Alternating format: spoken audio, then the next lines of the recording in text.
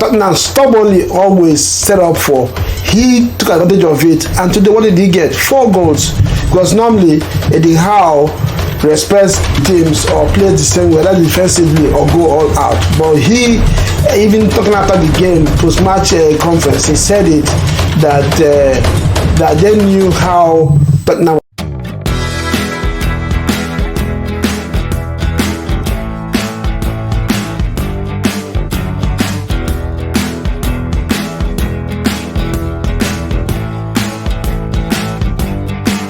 Transit TV, welcome back again.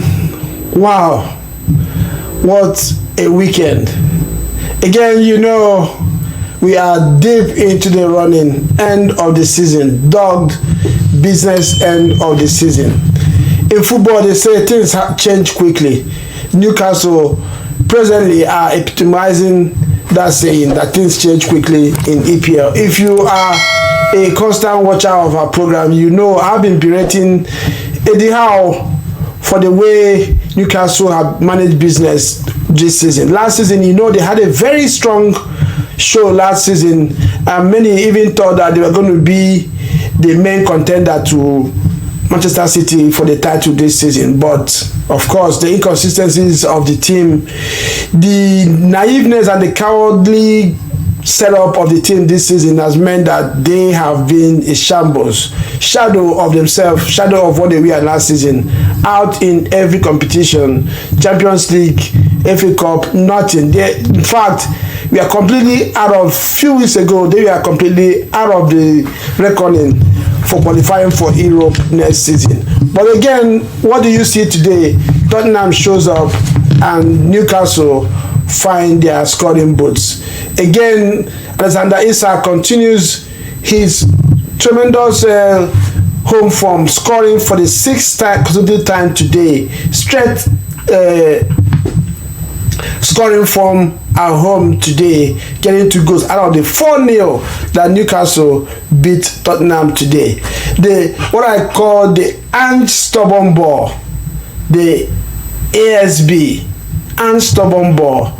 We have talked about this man all season, and Postecoglou has decided that he will not learn lesson, had decided that he will be stubborn, had decided that he doesn't like his job at Tottenham. He continues to set up the same way against teams, against big teams, against teams that have the quality to hold Tottenham. We saw them destroyed by Chelsea a few months ago, 4-1.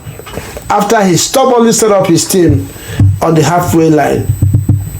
Again today, we saw that happen, and Tottenham losing away from home 4-0. Now, Newcastle sit pretty 6 on the table and are poised to qualify for the Champions League or at least Europe next season.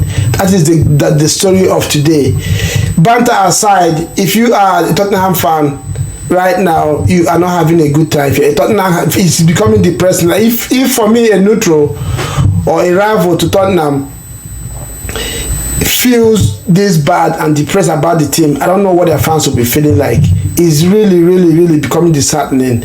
Looking at this team just tear apart.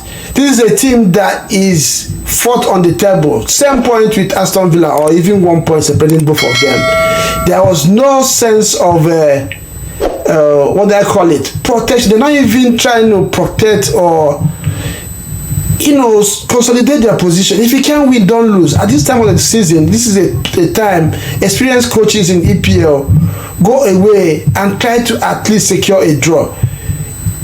You know, because a draw or even goal difference sometimes can make the huge difference in how your season ends. But what does Tottenham do?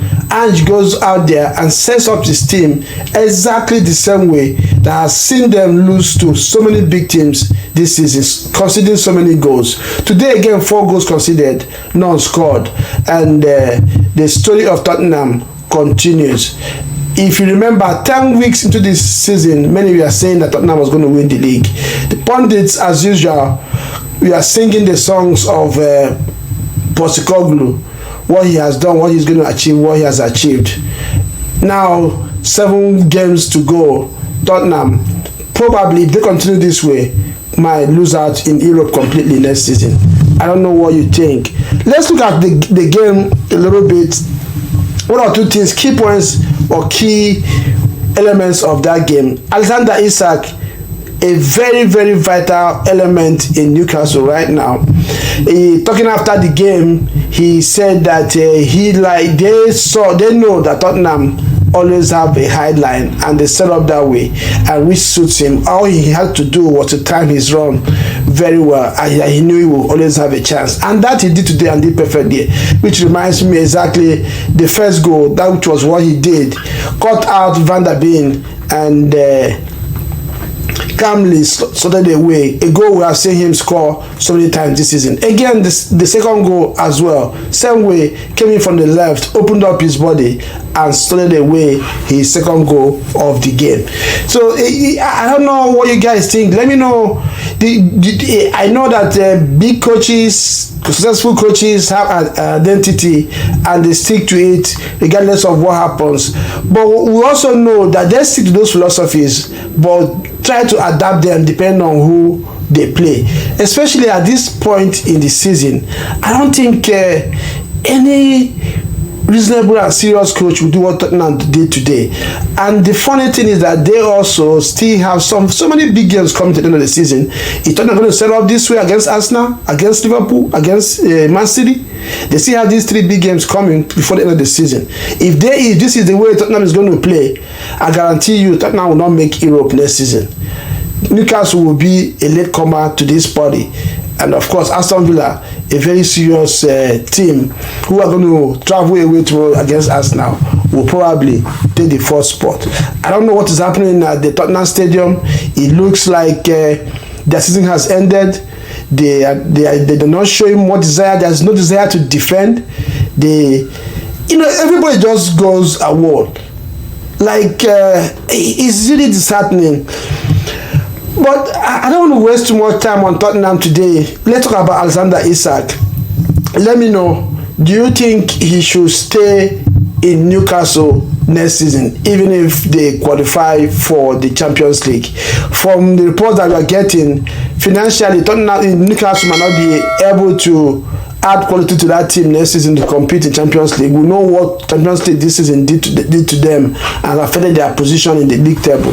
Do you think Alexander Isak should stay in Newcastle? And if he should go, which big team do you think he'll be more suited in? Do you think he should go to Arsenal? Arsenal fans out there, let me know. Would you like Alexander Isak in your team next season? United fans, do you think Isak should sign for United? The problem is, of course, he will do a good job in United, but do you think the United team will be able to help him do what he's doing in Newcastle this season? Chelsea fans, you need a striker. As some of you call him Michael Jackson, has shown that he's not ready for this level of football. And will you support your team? Go out there and do the cash and sign Alexander Isak. Is it the missing piece that Chelsea needs to slot in the chances? They have created so many chances this season, but the story of Chelsea this season has been story of missed chances. Let me know. Isak, as we speak, is 2 goals behind Erling Haaland. He is gunning for the Golden Boot this season. What do you think? Do you think Isak will beat Erling Haaland to the Golden Boot in EPL this season? Let me know what you think in the comment section. Like I said, I have berated Eddie Howe so many times on this show, but today he has shown that he's that coach that I used to see at Bournemouth. A coach that knew how to set up his team and give up rival teams something to think about. Eddie Howe set up Newcastle today to exploit the spaces, the highland that Tottenham stubbornly always set up for. He took advantage of it, and today what did he get? 4 goals. Because normally Eddie Howe respects teams or plays the same way, either defensively or go all out. But he, even talking after the game, post-match conference, he said it that they knew how Tottenham were going to set up and they tried to exploit this, and that they did, and did perfectly today, scoring 4 goals and conceding none. 6th on the table right now. very big, massive chance to make the top 4 or at least Europa next season. Good one for Newcastle. At least all of a sudden they are finding their season back. They're ending the season on a strong note. I say the remaining 7 games, if they can pick up 4 wins, I see them making the top 4. I see them making at least the top 6 and being in Europe next season. This is what we want to see, because Newcastle is a team that has quality. This is a team that have had some investment in the past few years.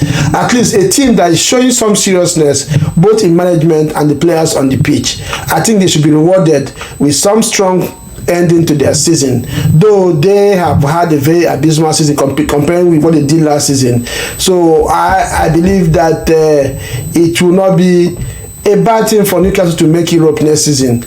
Do you think, let me know, do you think Newcastle will make it top 4 or top 6? What is your prediction for the ending for Newcastle next season, this season? Let me know what you think in the comment section, and I will see you next time. Tomorrow, Arsenal hosting Aston Villa. What do you think will be the score? What should Arsenal do to consolidate their winning, to continue their winning and go back to the top of the table? And if you're a rival fan out there, advise Unai Emery on what to do to exploit the weakness of Arsenal, if there is any, and get the good results tomorrow. See you. Ciao.